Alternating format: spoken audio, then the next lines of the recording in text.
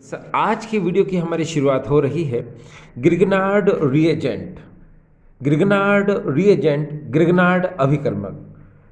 देखिए dear students, सबसे पहले हम यहाँ पर लेते हैं अल्काइल हैलाइड।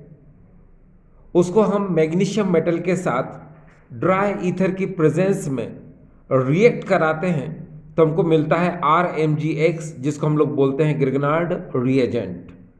देखिए, जब एल्किल हैलाइड की अभिक्रिया शुष्क ईथर की उपस्थिति में हम मैग्नीशियम धातु के साथ करते हैं तो हमको RMgX मिलता है, जिसको हम लोग बोलते हैं ग्रिग्नार्ड अभिकर्मक। डियर स्टूडेंट्स, यहाँ पर ये जो RMgX है, इसको सर विक्टर ग्रिग्नार्ड ने 1900 में बनाया था और 1912 में उनको नोबेल प्राइज मिला था इस ग्रिग्नार्ड रिएजेंट को डिस्कवर करने के लिए। ठीक, देखिए ये जो RMgX ग्रिग्नार्ड रिएजेंट है, इसको हम ऑर्गेनोमेटेलिक कंपाउंड यानी कि कार्ब धात्विक यौगिक भी कहते हैं। फिर से देखिए, ये जो ग्रिग्नार्ड रिएजेंट है, इसको हम ऑर्गेनोमेटेलिक कंपाउंड कार्ब धात्विक यौगिक कहते हैं। अब दिमाग में बात आती है कि ये ऑर्गेनोमेटेलिक कंपाउंड ये क्या होते हैं, किसको बोलते हैं। तो देखिए, इस RMgX में आपको पता है R यहाँ पर ये रेडिकल है, Mg यानी कि मैग्नीशियम मेटल है, और यहाँ पर ये जो X यानी हेलोजन है ये, ठीक है। और यहाँ पर हेलोजन के फॉर्म में हम Br, Cl या फिर I भी ले सकते हैं, ठीक है। तो हमने क्या किया, R की जगह पर हमने यहाँ पर रेडिकल ले लिया CH3, Mg ही रहने दिया, और यहाँ पर X की जगह पर मैंने Br ले लिया, ठीक है।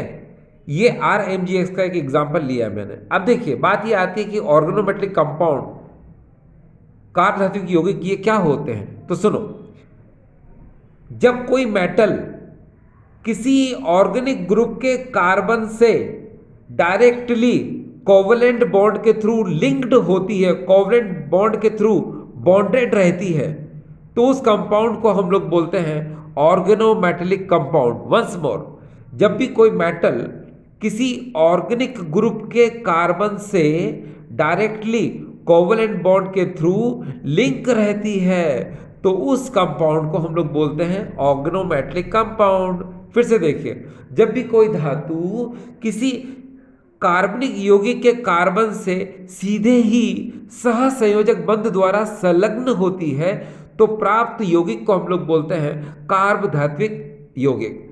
अब डियर स्टूडेंट्स, यहाँ ये जो RMgX आपको नजर आ रहा है, ये RMgX। तो RMgX में मैंने आपसे कहा कि R की जगह पर हम यहाँ पर कोई भी रेडिकल ले सकते हैं, जैसे CH3 C2H5, ठीक है। तो नेचुरली यहाँ पर क्या होगा, कार्बन होगा, ठीक। और यहाँ क्या है, मैग्नीशियम है। आपको पता है मैग्नीशियम S ब्लॉक एलिमेंट है, ठीक है। और कार्बन जो होता है ये P ब्लॉक एलिमेंट है। जो S ब्लॉक एलिमेंट होता है उसकी आयोनाइजेशन एनर्जी लो होती है, उसका आयनन ऊर्जा कम होती है, इसलिए उसमें इलेक्ट्रॉन को लूज करने की टेंडेंसी ज़्यादा होती है, उसमें इलेक्ट्रॉन को त्यागने की प्रवृत्ति क्या होती है, ज़्यादा होती है। इसीलिए वो मोस्ट इलेक्ट्रोपॉजिटिव कैरेक्टर शो करते हैं, इसलिए वो अधिक धन विद्युतीय गुण दर्शाते हैं।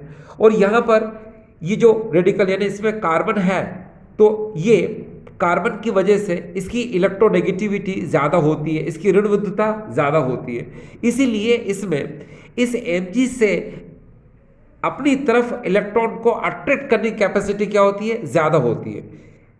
इस कार्बन में इस मैग्नीशियम से अपनी तरफ इलेक्ट्रॉनों को आकर्षित करने की क्षमता क्या होती है, ज़्यादा होती है।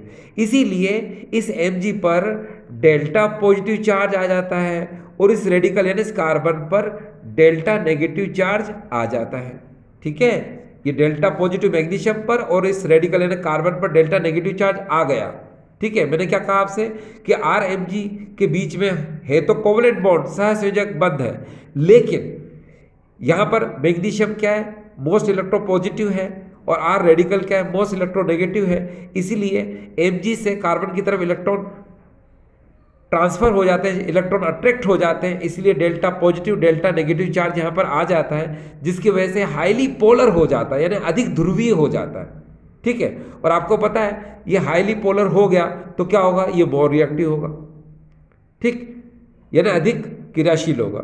और एक चीज और भी देखिए कि यहाँ पर ये हेलोजन है, ठीक है, मैग्नीशियम से यहाँ पर हेलोजन लिंक्ड है, ठीक है। और हेलोजन आपको पता है मोस्ट इलेक्ट्रोनेगेटिव होते हैं, ठीक है। और इस Mg और इस हेलोजन के बीच में जो बॉन्ड होता है वो आयनिक बॉन्ड होता है, यानी डेल्टा पॉजिटिव और ये डेल्टा नेगेटिव, ठीक है। तो आप समझ चुके हैं कि RMgX में R और Mg के बीच में कोवलेंट बॉन्ड था, मगर कौन सा covalent bond, polar covalent bond, यानी कि ध्रुवीय सहसंयोजक बंध। और Mg और X के बीच में कौन सा बॉन्ड है, आयनिक बॉन्ड, यानी कि आयनिक बंध होता है। इसीलिए ये जो ग्रिग्नार्ड रिएजेंट, ग्रिग्नार्ड अभिकर्मक होता है, ये मोर पोलर नेचर का होता है, यानी कि अधिक ध्रुवीय प्रकृति का होता है, जिसकी वजह से ये मोर रिएक्टिव है, यानी अधिक क्रियाशील होता है, ठीक है। डियर स्टूडेंट्स, एक बात को जरा गौर फरमाएं आप कि यहां पर ये जो RMgX यानी जो ग्रिग्नार्ड रिएजेंट है, अगर हम किसी ऐसे सोर्स से जो कि प्रोटॉन को लिबरेट करता है, यानी प्रोटॉन को देता है, उससे अगर हम इसको रिएक्ट कराएंगे तो ये हमेशा हाइड्रोकार्बन का फॉर्मेशन करेगा, हाइड्रोकार्बन का क्या करेगा, निर्माण करेगा। देखो कैसे हैं, ये देखिए यहां पर ये R और ये H, ये हाइड्रोकार्बन बन जाएगा और बाकी ये सब क्या हो जाएगा, यहां से बाहर निकल जाएगा। तो मेन है RH, यानी हाइड्रोकार्बन का क्या हो जाएगा, फॉर्मेशन हो जाएगा। अब वो कौन कौन से सोर्स हैं, यानी कौन कौन से स्रोत हैं जिनसे प्रोटॉन हमें मिल सकता है। तो देखिए डियर, पहला है फिनॉल, थायो alcohol, alcohol, water and amine. ये वो सोर्सेस हैं जो प्रोटॉन इस ग्रिग्नार्ड रिएजेंट को दिए जाते हैं, जिनसे ये रिएक्ट करके क्या बनाता है, हाइड्रोकार्बन, ठीक है। अच्छा एक बात और, आपने ध्यान दिया कि जब हम ग्रिग्नार्ड रिएजेंट का फॉर्मेशन करते हैं तो ड्राई ईथर की प्रेजेंस लेते हैं। क्यों लेते हैं ड्राई ईथर की प्रेजेंस? अगर हम ड्राई ईथर की प्रेजेंस न लें और उस में जरा सा भी अगर मॉइस्चर आ जाए, यानी कि नमी आ जाए, तो ये ग्रिग्नार्ड रिएजेंट क्या करता है, उस मॉइस्चर, उस नमी से रिएक्शन करके क्या बनाता है, हाइड्रोकार्बन। देखिए कैसे, इस H2 को खोलते हैं हम H एंड OH में, H positive and OH negative. तो क्या होगा कि यहां का जो H पॉजिटिव है वो H पॉजिटिव इस R से रिएक्ट करके हाइड्रोकार्बन का फॉर्मेशन कर लेगा, फिर MgX के साथ ये OH बाहर निकल जाएगा। तो याद रखिए कि जब भी ग्रिग्नार्ड रिएजेंट का हम फॉर्मेशन करते हैं, ग्रिग्नार्ड रिएजेंट का निर्माण करते हैं, तो वहां जरा सा भी मॉइस्चर नहीं होना चाहिए, नमी नहीं होनी चाहिए। अगर नमी होगी, मॉइस्चर होगा, तो ये ग्रिग्नार्ड रिएजेंट स्टेबल नहीं रह पाएगा। ये तुरंत क्या करेगा, उस मॉइस्चर से रिएक्शन करके हाइड्रोकार्बन का फॉर्मेशन कर लेगा। इसीलिए हम हमेशा ग्रिग्नार्ड रिएजेंट का जब फॉर्मेशन करते हैं, ग्रिग्नार्ड रिएजेंट का निर्माण करते हैं, तो हम हमेशा वहां पर ड्राई ईथर लेते हैं, ठीक है। चलिए हम आगे चलते हैं। देखिए डियर स्टूडेंट्स, अभी मेरा क्वेश्चन है आपके सामने यहां पर, ये देखिए, ये है CH3MgBr और C2H5OH, ठीक है। आपको मिथाइल मैग्नीशियम ब्रोमाइड से, है ना, इस मिथाइल मैग्नीशियम ब्रोमाइड की इस इथाइल अल्कोहल से रिएक्शन करके आपको बताना है यहाँ प्रोडक्ट क्या होगा। चलो सोचो और बताओ क्या होगा, सोचिए, सोचो। तो आपके दिमाग में क्या आएगा कि C2H5 CH3 से रिएक्शन कर देंगे और यहां पर C3H8 बन जाएगा। तो सॉरी, आप गलत भी सोच सकते हैं, ठीक है। हो सकता है आप एक्यूरेटली शायद सोच पा रहे हो। चलो इसका आंसर मैं बताता हूं, इसका आंसर ट्रिक्स के अकॉर्डिंग बताता हूं, जिसको आप कभी नहीं भूलेंगे। चलिए शुरुआत करते हैं। देखिए हमारे सामने है ये ट्रिक। देखिए ट्रिक से आपको याद हो जाएगा, ये ट्रिक है पुत्र तवा में गिर। एक बार फिर से देखिए, पुत्र तवा में गिर, इसको ऐसे लिखना है, पुत्र यानी P, तवा, तवा में गिर। फिर से देखो, पुत्र तवा में गिर, पुत्र यानी P, तवा में गिर। अब देखिए यह P का मतलब होता है फिनॉल, थायो alcohol, alcohol, water and amine. एक बार फिर से देखिए, फिनॉल, थायो alcohol, alcohol, water and amine. जब भी इसकी रिएक्शन हम ग्रिग्नार्ड रिएजेंट से करेंगे, यानी कि मिथाइल मैग्नीशियम ब्रोमाइड या आयोडाइड से करेंगे तो हमेशा क्या बनेगा, मीथेन बनेगा। ये डेफिनेट है, फिक्स है ये। चलिए शुरुआत करते हैं, देखो आपको बताते हैं कैसे। सपोज हमारे पास यहाँ फिनॉल है या फिर थायो अल्कोहल है या फिर अल्कोहल है या वाटर है या फिर अमाइन है, तो हम इसकी रिएक्शन करते हैं CH3 MgBr के साथ। आपको पता है ये सब कौन है, ये प्रोटॉन को लिबरेट करने वाले हैं, यानी प्रोटॉन क्या करेंगे, देते हैं, तो ये H लिबरेट करेंगे। ये देखिए सपोज ये H दिया इसने, ये H और CH3 मिलके क्या बनाएंगे, ये देखिए मीथेन का फॉर्मेशन कर लेंगे। यानी जो क्वेश्चन में मैंने आपको कुछ पूछा था उसका आंसर मैं आपको बता देता हूं। ये देखिए ये है CH3Mg और यहां पर है Br, और इसको रिएक्ट कराना था हमको C2H5OH के साथ। मैंने पूछा था आपसे प्रोडक्ट क्या बनेगा, तो डियर आपके पास इसका आंसर आ चुका है। कैसे कि जब भी यहां पर गिरनार्ड रिएजेंट में CH3MgBr हो तो हमेशा क्या बनाएगा, ये मीथेन बनाएगा अकॉर्डिंग टू दिस ट्रिक। देखिए ये CH3 इसके H से रिएक्शन कर लेगा, ठीक है, और क्या बनाएगा यहां पर, हमेशा मीथेन बनाएगा। तो आपको समझ में आ रहा होगा। अगर आप यहां पर C2H5MgBr लेंगे तो नेचुरल भाई इथेन बन जाएगा, उसमें कौन सा है।